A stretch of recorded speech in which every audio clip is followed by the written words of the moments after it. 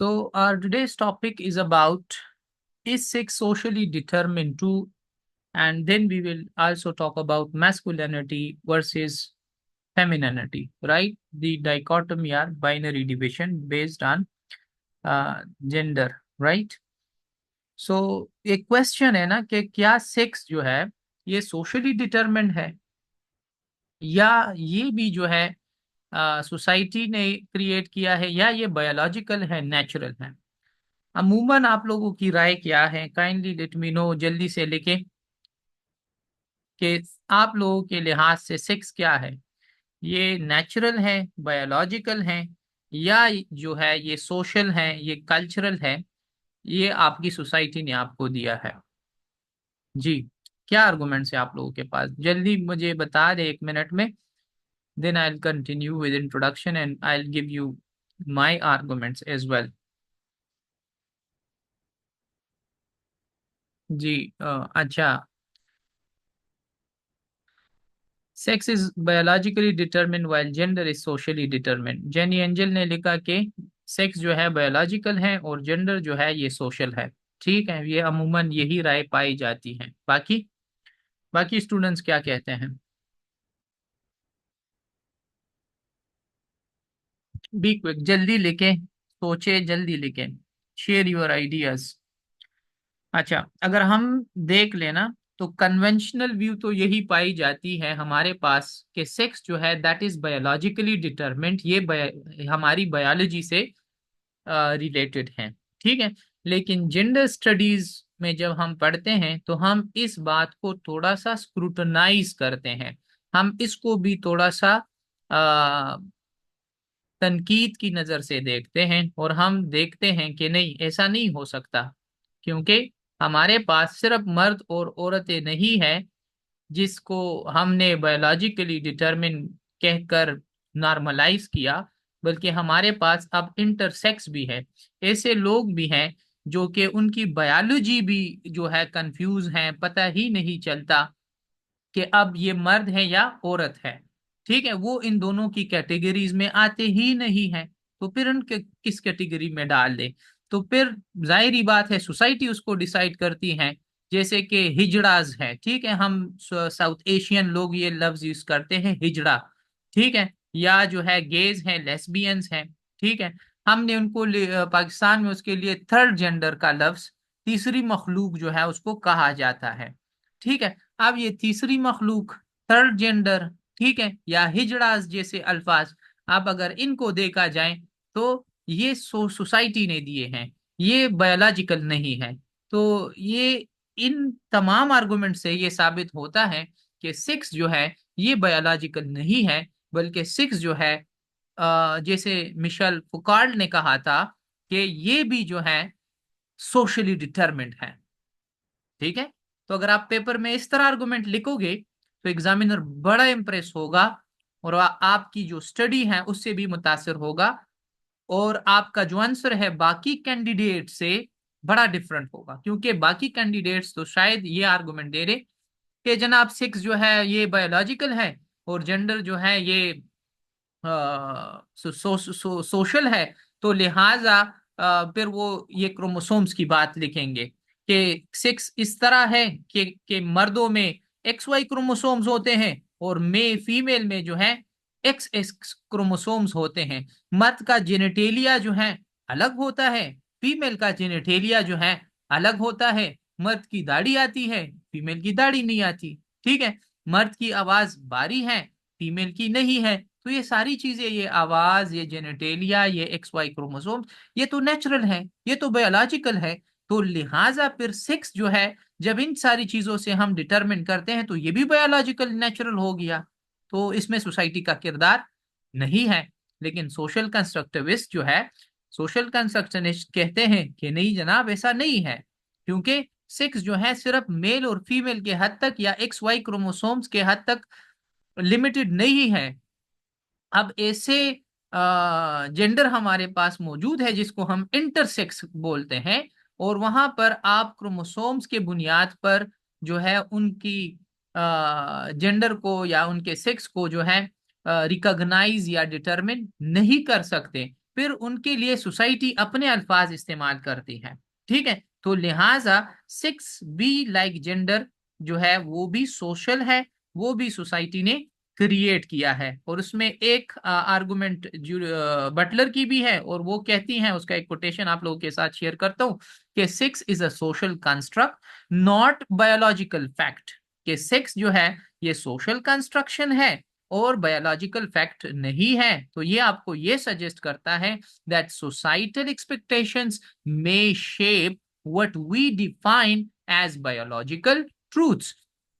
अब सोसाइटी भी तो गलत है ना, इस लिहाज से कि जिस चीज को हम बायोलॉजिकल बोलते हैं तो बायोलॉजी तो फिर एक होनी चाहिए, नेचर बोलते हैं तो फिर नेचर में गलतियां तो नहीं होती। ठीक है, अब अगर नेचर आपको फिर मर्द देता है, नेचर आपको औरत देता है, नेचर आपको लेस्बियंस देता है, नेचर आपको गेज देता है, नेचर आपको हिजड़ास देता है, ट्रांसजेंडर देता है, ट्रांसवोमेन देता है, क्वेयर जेंडर देता है, इंटरसेक्स देता है, एसेक्सुअल देता है, सेपियोसेक्सुअल देता है, बाइसेक्सुअल देता है, होमोसेक्सुअल देता है, तो फिर आप सबको नॉर्मल कह देना, फिर सबको कह दे कि ये सारे के सारे बायोलॉजिकल है। क्यों आप लोगों ने फिर ये कहा कि जो गेज है वो नॉर्मल है, वो गुनाहगार है, वो दोजख में जाएंगे? फिर क्यों कहा कि लेस्बियन जो है, जो औरतें औरतों के साथ ताल्लुक बनाती हैं, रखती हैं, या सेक्सुअली औरतों के साथ अट्रैक्ट होती हैं, वो जहन्नमी है, दोजखी हैं, आप उनको? अगर फिर सोसाइटी ने क्यों ये सेक्स की बुनियाद पर जो है या बायोलॉजी की बुनियाद पर उसके लिए जन्नत और दोजख का, फिर तो इसको नेचुरल मान ले, फिर कहें कि बस ये भी खुदा की तरफ से एक मखलूक है, खुदा ने अब बनाया है तो अब क्या करें? तो जनाब, आपने सेक्स को जो है सोशल बना दिया है, आपने इसको नेचुरल नहीं रहने दिया। क्योंकि नेचर के लिहाज से सेक्स दो चीजों में तकसीम नहीं है, मर्द और औरतों में या मेल और फीमेल में, ये भी सोशल कंस्ट्रक्शन है। जानवरों की बात करें, एक थोड़ा सा फिलोसॉफिकल टर्म्स में आप लोगों को समझा देता हूं। जब हम जानवरों की बात करते हैं, ठीक है, तो एक जानवर दूसरे जानवर को मेल और फीमेल कहता है? नहीं ना, वहां पर तो ऐसे नाम नहीं दिए जाते। ठीक है, वहां पर तो जेंडर रोल्स भी नहीं दिए जाते, उनको तो ये भी पता नहीं होता कि मैं मेल हूं या फीमेल हूं। तो वो फिर बायोलॉजिकल भी है, वो फिर नेचुरल भी है। अब एक बच्चा पैदा हो जाए तो नेचुरली तो उस बच्चे को पता नहीं होता कि मैं क्या पैदा हुआ हूं। सोसाइटी ने नाम दिया कि जनाब आप मर्द पैदा हुए हैं, आप औरतें पैदा हुई हैं, आप लड़कियां हैं, आप जो है। तो ये बायोलॉजी जो जसामत है उसको देखकर हम ये डिसाइड कर लेते हैं। अच्छा, कुछ लोग ऐसे भी पैदा होते हैं कि शुरू में पता ही नहीं चलता कि ये क्या है। कुछ लोगों को अपनी इंटरसेक्सुअलिटी का पता बचपन में चल जाता है, कुछ लोग बड़े होकर उसको फील होता है कि हाँ मैं मर्द पैदा नहीं हुआ हूं, या हाँ मैं औरत पैदा नहीं हुई हूं। कुछ को इवन पता भी नहीं चलता आखिर तक। ठीक है, तो सोसाइटी हर चीज में टांग लड़ाती है, तो लिहाजा सेक्स को भी इसने सोशल बना दिया है। I hope you are getting all these points. ठीक है, एक तो ये आर्गुमेंट है। कुछ आर्गुमेंट्स ऐसे भी है कि हमने उसको कह दिया कि आप इबनॉर्मल हैं, तो इबनॉर्मेलिटी का कंसेप्ट या नॉर्मेलिटी का कंसेप्ट ये किसका है? ये नेचुरल की तरफ से है, नेचर की तरफ से है? No, it is not by nature, it is also given by the society. ये भी इसी सोसाइटी ने हमें कहा है कि हेट्रोसेक्सुअल हैं, जो मर्द और औरत हैं, वो जो है फिर नॉर्मल है। और अगर इसके अपोजिट पर कोई बाइनरी डिवीजन के अपोजिट पर कोई जेंडर आता है या सेक्स आता है तो वो एबनॉर्मल होगा, वो पागल होगा। ठीक है, तो फिर इस पर क्वेश्चन उठता है जेंडर स्पेशलिस्ट का, खास तौर पर फेमिनिस्ट का। इस पर उन लोगों का क्वेश्चन उठता है जो गेज हैं, उन लोगों का उठता है जो लेस्बियंस हैं, उन लोगों का उठता है जो इंटरसेक्स हैं। और वो कहते हैं कि फिर हमें किस कैटेगरी में डालोगे जनाब? अगर आपने सिर्फ मर्द और औरत को ही एक्सेप्ट करना है तो क्या हम फिर इंसान नहीं रहे? क्या हमारे हकूक नहीं होंगे? क्या हम फिर शादियां नहीं करेंगे? क्या हम एक दूसरे के साथ मोहब्बत नहीं कर सकते? क्या हम रह नहीं सकते फिर इकट्ठे? क्या हम सोसाइटी में इंसानों की तरह नहीं रह सकते? क्या हमारी CNIC पर हमारी शनाख्त नहीं होगी? क्या हमें जॉब्स नहीं दिए जाएंगे? जो आजकल पूरी दुनिया में ये क्वेश्चंस उठाए गए हैं, इवन पाकिस्तान में भी जो ट्रांसजेंडर कम्युनिटी है वो मांग रहे हैं, अपने हकूक मांग रहे हैं कि हमें पॉलिटिकल राइट्स भी दे दें, हमें पार्लियामेंट में जाने का हक भी दे दें, हमें सीएसएस करने का हक भी दे दें, हमें जॉब का करने का भी हक दे दें, हमें इवन शादी करने का भी हक दे दें, जो कि पाकिस्तान में उनको नहीं दिया जा रहा ये हक। ठीक है। और वो इनको तस्लीम भी नहीं कर रहे, और वो कहते हैं अगर आपने शनाख्ती कार्ड बनाना है तो आप या मर्द लिखें या औरत लिखें। ठीक है। तो वहां पर अगर आपने कोई और चीज लिख लिया तो फिर आपकी शादी नहीं होगी, आप अपनी जिंदगी फिर नहीं गुजार सकोगे। ठीक है। और तब आपने जो है आपकी जिंदगी के लिए वो हकूक जो इंसान के हैं वो आप उसके लिए एंटाइटल ही नहीं हो। अजीब बात है ना। तो ये सारी बातें जो है बायोलॉजिकल जिसको हम कहते हैं, इस पर भी अब क्वेश्चन उठता है कि सेक्स जो है ये भी बायोलॉजिकली डिटरमिन है, लेकिन साथ में सोशली डिटरमिन भी है। I hope you got these two terms के बायोलॉजिकल डिटर्मिनिज्म क्या है और सोशल डिटर्मिनिज्म क्या है। बायोलॉजिकल डिटर्मिनिज्म आपको ये बताता है कि सेक्स बायोलॉजिकली डिटरमिन है, और उसमें एग्जाम्पल क्रोमोसोम्स का ले लें या जेनेटेलिया का ले लें या जो मेल और फीमेल की जो इनाटॉमी है, फिजिक है, उसको ले लें। सोशल कंस्ट्रक्शनिज्म फिर आपको कहता है, ठीक है, कि नहीं, सेक्स जो है ये भी फ्लूइड है, और ये जो है आजकल जो मेडिसिन से भी चेंज होता है, लॉज भी चेंज होता है, और इवन आप कुछ ऑपरेशंस वगैरह करके अपनी सेक्स चेंज कर सकते हैं। और कुछ सोसाइटी का रोल भी है एक शख्स को एक सेक्स प्रोवाइड करने में। ठीक है। जैसे मैंने अभी कहा, कुछ मिसालें दी आप लोगों को कि सोसाइटी ने जो है दो को नॉर्मल करार दिया है, हेट्रोसेक्सुअलिटी को नॉर्मल, और हेट्रोसेक्सुअलिटी से बाहर जितने भी हमारे पास सेक्स मौजूद हैं हमने उसको नॉर्मल नहीं इबनॉर्मल या कोई बीमारी का नाम दिया। अगरचे वो बीमारी नहीं है, अगरचे वो इबनॉर्मल लोग नहीं है, वो भी इंसान है, उनके हकूक मानने चाहिए। और उसका स्ट्रगल पूरी दुनिया में हो रहा है, और कई ममालिक ने जो है उनकी शादियां भी जो है तस्लीम कर लिए हैं, और उनके जो इंसानी हकूक हैं वो भी तस्लीम कर लिए हैं। अगरचे साउथ एशिया में या पाकिस्तान जैसे ममालिक में आज तक वो स्ट्रगल करते हैं। ठीक है। और ये आइडिया मिशाल फुकाल्ट का है, और उसने कहा था कि the concept of sex is not fixed but fluid. के सेक्स का जो कंसेप्ट है ये भी फिक्स नहीं है, ये भी फ्लूइड है। जैसे जेंडर चेंज होता है इसी तरह एक शख्स का सेक्स भी चेंज होता है। ठीक है। इंटरसेक्स कंडीशन की बात करें, सोशल कंस्ट्रक्शन फिर क्या चीज है। जैसे मैंने कहा कि इंटरसेक्स इंडिविजुअल्स मौजूद हैं, और तकरीबन 1.7% के लिहाज से टोटल आबादी जो है दुनिया की, उसमें से 1.7% ये हमारे पास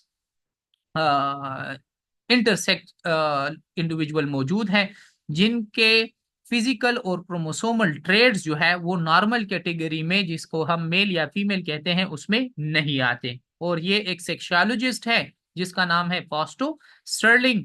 उसने लिखा इन सेक्सिंग द बॉडी, और उसने लिखा कि the existence of intersex individual challenges the binary model of sex.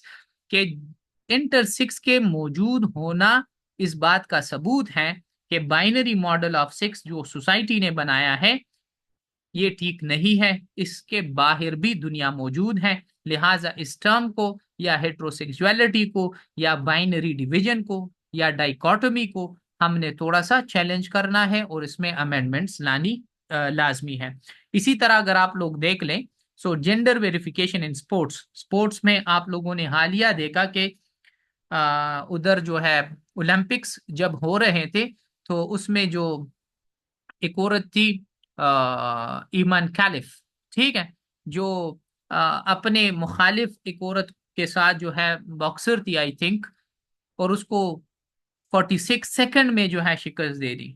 तो उसकी के अपोजिट पर जो औरत थी उसने कहा कि ये औरत नहीं है, ये मर्द है, इसने तो मुझे इतने जोर से एक मुक्का मारा कि मैं हिल ही नहीं पाई, और आज तक मुझे ऐसा मुक्का किसी ने दिया ही नहीं है, लिहाजा ये औरत नहीं है, ये मर्द है। ठीक है। लेकिन फिर जो है उस स्पोर्ट्स में कंट्रोवर्सी बन गई। ठीक है। वो रोती रही, दुनिया ने उस रोने का साथ दिया, लेकिन एमन कैलिफ मेडिकली तौर पर जो है फिर ये साबित हुआ कि नहीं, उसके जो टेस्टोस्टेरोन्स हैं वो औरतों वाले हैं, लिहाजा वो औरत ही है। फिर उसने गोल्ड मेडल भी जीत लिया, और ये इस किस्म का कंट्रोवर्सी फिर जो है कैस्टर सेमेनिया के साथ हुआ था, और उस पर भी जो है पाबंदियां लगाई गई थी, और उसको कहा कि आपकी जसामत, आपकी आवाज, आपकी शक्ल, ये तो मर्दों की तरह है, ठीक है, और लिहाजा आपको हम इजाजत नहीं दे सकते औरतों के साथ खेलने का, ठीक है, ये बराबरी नहीं है। फिर उसने वगैरह केसेस वगैरह लड़े, यूरोप में उसको इजाजत मिल जाती, लेकिन ओलंपिक्स वगैरह में इजाजत नहीं मिलती थी बेचारी को, और उसको स्ट्रगल करना पड़ा। तो अब जो जेंडर वेरिफिकेशन का सिस्टम है, स्पोर्ट्स ने भी मुतारिफ किया, और इसने भी ये देख लिया कि सिर्फ मर्द और औरतें नहीं हैं, औरतों में भी कुछ कैटेगरीज ऐसे हैं कि वो औरतें नहीं हैं बल्कि मर्दों के बराबर हैं, ठीक है, लिहाजा उसको फिर औरतों के साथ खेलने का हक नहीं है। इसी तरह मर्दों में भी कुछ ऐसे हैं कि वो औरतों के फिर बराबर है, और फिर उसको जो है मर्दों के साथ खेलने नहीं दिया जाता, ठीक है। अब कल्चरल वेरिएशन की बात करें तो कल्चरल वेरिएशन भी है, और कल्चर नॉन बाइनरी डिवीजन को एक्सेप्ट करती हैं। कल्चर जो है हेट्रोसेक्सुअलिटी को नॉर्मल समझती हैं, और जो हेट्रोसेक्सुअल नहीं है उसको एबनॉर्मल समझती हैं। लेकिन अब नॉन बाइनरी क्लासिफिकेशन, जिसको हम हिजड़ास बोलते हैं, ट्रांसजेंडर बोलते हैं, गेज लेस्बियन बोलते हैं, सोसाइटी एक्सेप्ट करती है कि हाँ ये भी मौजूद है, लेकिन उसके लिए इन लोगों ने अलग नाम दिया, और नाम दिया थर्ड जेंडर का, कि जनाब ये थर्ड जेंडर है। अच्छा, तो फिर हमारे पास है कि एंशियंट ग्रीस ने एक सेक्स का एक मॉडल दिया, तो और एक सेक्स का मॉडल ये है कि जनाब दुनिया में सिर्फ और सिर्फ मर्द हैं, औरतें नहीं हैं। अब औरतें फिर कौन है? औरतें जब मर्दों में कुछ कमी हो, इनकम्प्लीट मैन हो, तो फिर उसको औरत कहा जाए। हालांकि औरत का वजूद जो है हिस्ट्री में या सोसाइटी ने उससे इनकार किया था। जैसे हमारे कुछ लोग ये समझते हैं सोसाइटी में कि औरत की जो है जायदाद में हिस्सा भी आधा होगा, और उसकी जो वो है गवाही भी आधी होगी, और साथ में जो है उसकी अकल भी आधी है। तो ये भी कल्चर ने डिसाइड किया है, ये भी जो है सोसाइटी ने डिसाइड किया है, ये भी जो है बायोलॉजिकल नहीं है, ठीक है। तो ये वन सेक्स मॉडल जो है ये पुराने जमाने में मौजूद था, और आज के जमाने में भी कई हद तक 18 टू 19 सेंचुरी अगर देखा जाए तो वन सेक्स मॉडल मौजूद था। फिर 20th सेंचुरी में जब लोगों ने थोड़ा सा साइंटिफिक इन्वेंशंस किए और एक्स वाई को डिस्कवर कर लिया, तो फिर इन लोगों ने कहा कि जनाब औरतें जो हैं एक्स एक्स क्रोमोसोम्स रखती हैं, और मर्दों में जो है एक्स वाई क्रोमोसोम्स होता है। और इसी तरह इन लोगों ने फिर साइंटिफिकली एक शख्स को मर्द और साइंटिफिकली एक शख्स को औरत करार दिया, और बाइनरी डिवीजन क्रिएट हुआ। लेकिन फिर 20th सेंचुरी में इंटरसेक्स जो है उसको भी रिकॉग्नाइज किया गया। नॉन बाइनरी आइडेंटिटीज ने चैलेंज किया बाइनरी मॉडल्स को कि जनाब वन सिक्स मॉडल जो है उसको तो बाइनरी डिवीजन ने उसका डिकंस्ट्रक्ट किया।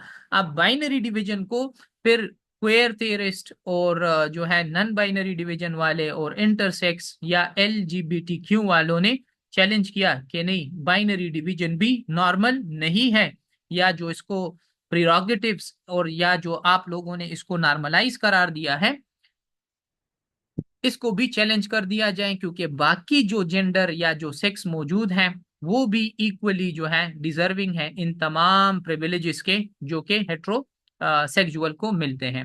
अच्छा, इम्पैक्ट क्या आता है? जाहिर बात है, इम्पैक्ट तो यही आता है कि एक को नॉर्मल समझा जाता है और दूसरे को इबनॉर्मल समझा जाता है।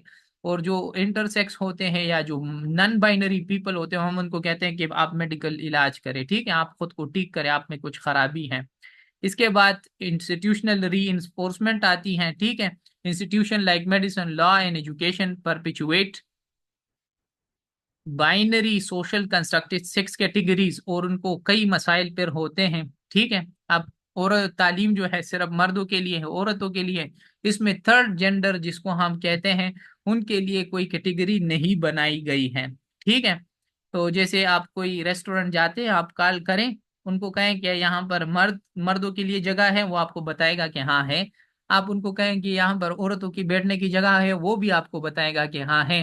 तो मैंने आपको कॉल किया कि यहाँ पर ट्रांसजेंडर के बैठने के लिए जगह है, तो हंसने लगा। तो मैंने कहा इसमें हंसने वाली क्या बात है, मुझे बताएं कि ट्रांसजेंडर को आप किधर बैठाओगे? जब आपने मर्द और औरतों को अलग अलग कर दिया, तो फिर आप अपने रेस्टोरेंट को तीन हिस्सों में डिवाइड कर ले। एक को कर ले कि ये मर्दों की जगह है, दूसरे को कर ले ये औरतों की जगह है, और तीसरे को कर ले कि वो जो है, या तो फिर अमेरिकन सोसाइटी बना दे और फिर एक ही जगह सब बैठे, ये पर्दे वर्दे का निजाम ही खत्म कर दे। एनी हाउ वो फिर हंसता रहा, मैंने उसके साथ पूरी गपशप लगाई थी कॉल पे। अच्छा, साइमन डिबॉयर की बात है कि सेक्स जो है, one is not born a woman but rather becomes a woman. एक औरत औरत पैदा नहीं होती, उसको औरत बना दिया जाता है। ठीक है, और फिर ये प्रिविलेजेस जो है, जो हेट्रोसेक्सुअल को मिलते हैं बाकियों को नहीं मिलते, बाकियों को मार्जिनलाइज किया जाता है। और इसकी मिसाल आपको अपनी सोसाइटी में ट्रांसजेंडर के साथ होने वाले सलूक से मिल जाती है। सोशल जस्टिस इम्प्लीकेशंस जो है, ये बात भी है कि फिर कोटा सिस्टम, ये लोग आज तक इक्वालिटी मांग रहे हैं, इंक्लूसिविटी मांग रहे हैं, और आज तक ये लोग स्ट्रगल कर रहे हैं कि हमारा हक किधर है, हमारी पहचान किधर है, हमें सोसाइटी कब एक्सेप्ट करेगी। तो इसके इम्पैक्ट्स भी हैं इंडिविजुअल्स पर। अच्छा, मस्कुलिनिटी और फेमिनिनिटी, ये भी एक टॉपिक है। ठीक है, इसको हम कहते हैं बाइनरी डिवीजन। मर्द है और औरतें हैं, ये तो हमने कहा कि ये बायोलॉजिकल है। अब मैस्कुलिनिटी और फेमिनिनिटी जो है, ये हम कहते हैं कि ये सोशल कंस्ट्रक्शन है, और ये हमें सोसाइटी ने दिए हैं। सोसाइटी ने फिर कहा कि मर्द जो है, मर्द, ये मर्द जो है कॉम्पिटेंट है, और औरतें इम्पैथेटिक हैं। मर्द रैशनल है, औरतें सेंसिटिव हैं। मर्द जो है असर्टिव हैं, औरतें जो है पैसिव हैं। मर्द डोमिनेंट है, औरतें इमोशनल है। तो ये डिवीजन जो है, ये रोल्स जिसको हम कहते हैं जेंडर रोल्स, फिर ये सारी की सारी सोसाइटी ने हमें दिए हैं। ठीक है, तो इस लिहाज से अगर देखा जाए तो फिर कुछ लोग ये आर्गुमेंट करते हैं कि नहीं, सेक्स जो है बायोलॉजिकल है, और जेंडर जो है ये सोशल है, क्योंकि जेंडर के बुनियाद पर औरतों को और मर्दों को दो हिस्सों में तकसीम कर दिया गया है, और दोनों के अपने अपने जेंडर रोल्स हैं। ठीक है, लेकिन जे जूडिथ बटलर इसको भी क्रिटिसाइज करती हैं, और वो कहती हैं कि नहीं, जेंडर वो है जिसको हम परफॉर्म करते रहते हैं, लेकिन साथ में ये भी कहती हैं कि सेक्स जो है ये भी फैक्ट नहीं है, इसको भी सोसाइटी ने क्रिएट किया हुआ है। ठीक है, केस स्टडीज के लिहाज से कैस्टर सेमेनिया का मिसाल मैंने दे दिया कि उसको भी अगरचे ये खुद को कहती है कि मैं बाकी औरतों की तरह औरत हूं, लेकिन स्पोर्ट्स में इसको मर्द जो है तस्वर किया जाने लगा। आप उसकी पिक्चर्स वगैरह देख लें, तो उसकी फिजिकल जो है कंडीशंस की बुनियाद पर। तो आज के लिए सिर्फ इतना काफी है। अभी अगर आप लोगों का कोई क्वेश्चन हुआ तो मुझसे कर सकते हैं। From me it's enough. मैं रिकॉर्डिंग बंद कर देता हूँ, आप लोग एक एक क्वेश्चन लेता हूँ।